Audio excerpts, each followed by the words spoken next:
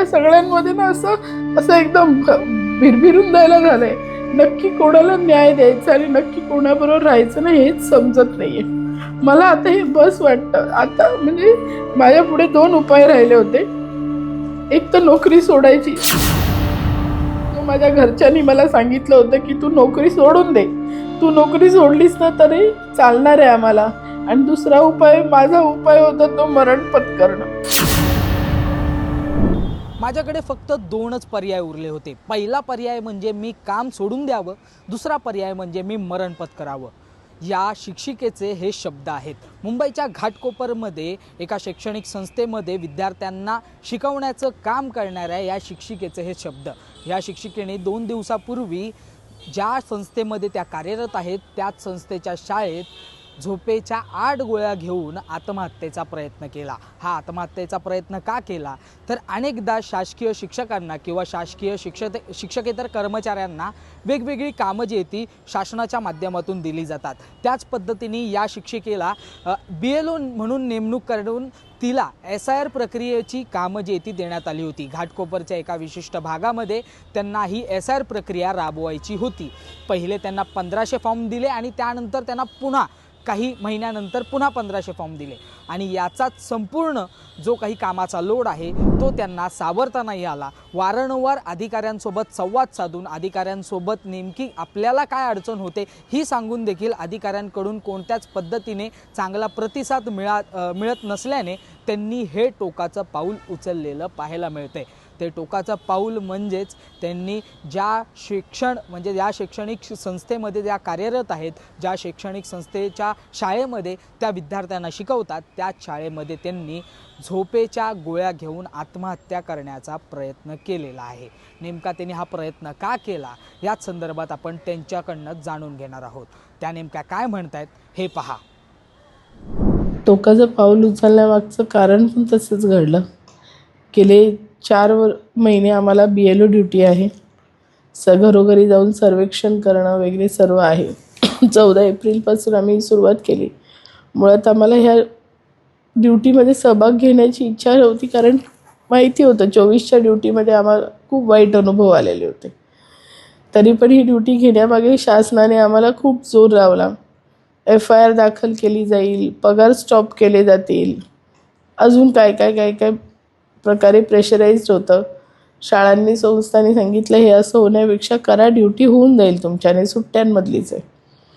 April May महिन्यामध्ये सुद्धा भरभर उन्हामध्ये, म्हणजे 17 मेला तर मला डेंग्यूसुद्धा झाला, तरीसुद्धा माझी ड्युटी कोणी कॅन्सल करून दिली नाही. बरं वाटल्यावर पुन्हा जा असं 15 जूनला सांगितलं. 15 जून नंतर असा प्रश्न येतो की मुलं शाळेत आहेत, आता मुलांना सोडून कसं जायचं.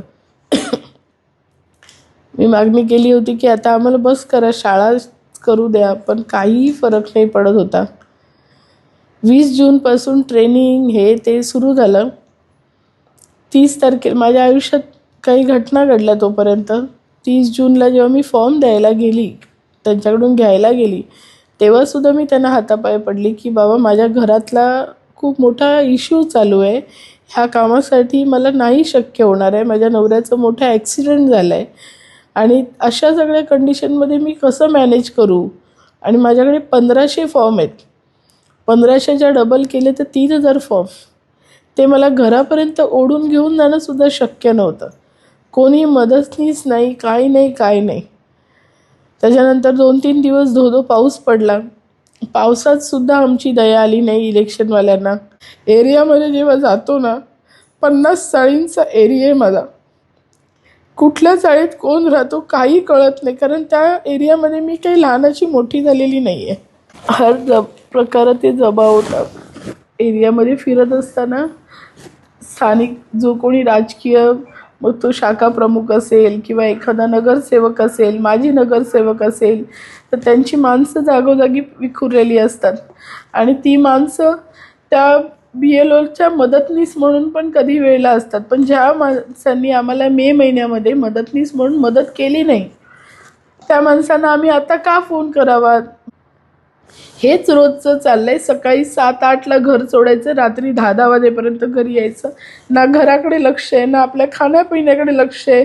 लोकांचे फोन कॉल्स, राजकारण्यांचे फोन कॉल्स, पालकांचे फोन कॉल्स, घराबद्दलची जबाबदारी, सगळ्यांमध्ये ना असं असं एकदम भिरभिरून द्यायला झालंय. नक्की कोणाला न्याय द्यायचा आणि नक्की कोणाबरोबर राहायचं ना हेच समजत नाहीये. मला आता हे बस वाटतं. आता म्हणजे माझ्या पुढे 2 उपाय राहिले होते.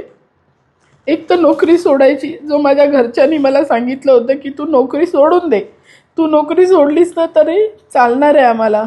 आणि दुसरा उपाय, माझा उपाय होता तो मरण पत्करणं. आता नोकरी जर मी सोडली, समजा आजच्या तारखेला मी नोकरी सोडली, तरी काय होणार आहे? जागोजागी माझ्या नावाचे नंबरचे फॉर्म वाटलेत. ते निवडणूकवाले किंवा ते लोक मला सोडणार आहेत का? ते माझ्या पाठी लागणारच आहेत ना, भले मी नोकरी सोडली तरी. माझ्याकडे सगळ्यात सोपा उपाय कोणता राहतो मग? बस शांत स्वतःला मरण घ्यायचं आणि शांत बसायचं.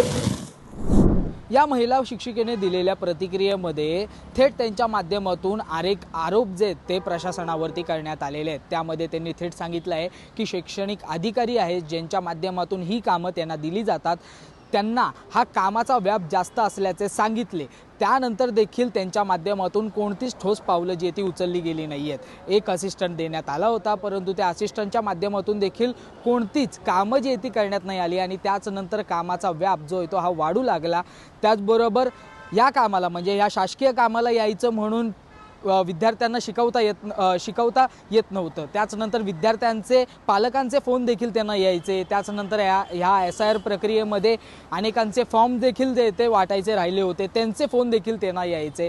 त्याचबरोबर घरची जबाबदारी, या संपूर्ण गोष्टींना कंटाळून त्यांनी हे टोकाचं पाऊल उचललेलं आत्तापर्यंत त्यांनी स्पष्ट केलं आहे. परंतु या प्रक्रियेमध्ये नेमकं आता पुढे काय होतं आहे, म्हणजे या प्रकरणामध्ये नेमकं आता पुढे काय होतं आहे? या घटनेमध्ये सुदैवाने या महिला शिक्षिकेचा जीव वाचला. परंतु आता आपण जर पाहिलं तर शिक्षक भरती संघटनेच्या माध्यमातून थेट या ठिकाणी मागणी करण्यात आलेली आहे की ज्या अधिकाऱ्यामुळे आणि ज्या अधिकाऱ्याच्या कामाच्या संपूर्णतः वाढलेल्या तणावामुळे हे टोकाचं पाऊल या महिला शिक्षिकेला उचलावं लागलं, त्या अधिकाऱ्यावरती आता त्वरित कारवाई जी आहे ती प्रशासनाच्या माध्यमातून करण्यात यावी.